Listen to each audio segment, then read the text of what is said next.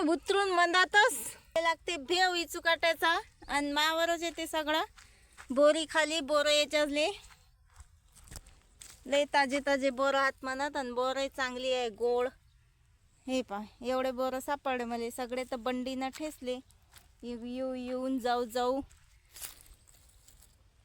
तरी आता उतरली तर येतोच बोर नेतो घरी.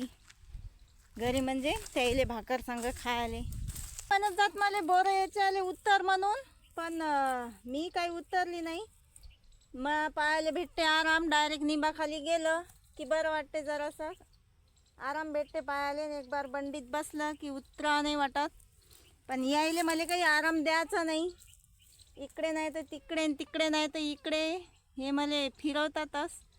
म्हणजे बंद माय तेल काढून घेऊन राहिले हे लोक यायचं ऐकू राहिली तर काही म्हणता येत नाही यायले कारण की आपण त्याच्याच भरोसा जगू राहिलो.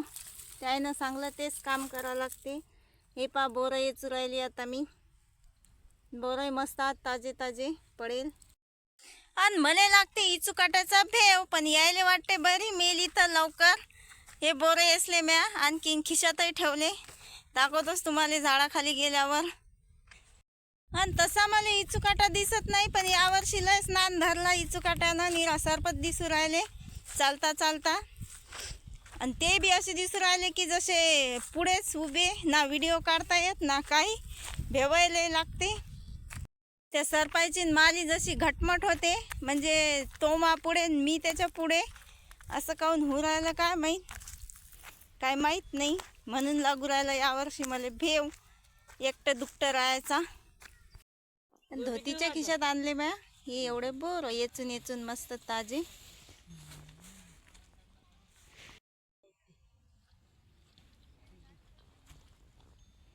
तिकडे काही हो तुले इचू काटायचं बोर आण आम्हाला खायला काय निघून नाही राहिलं बाई खिशातून.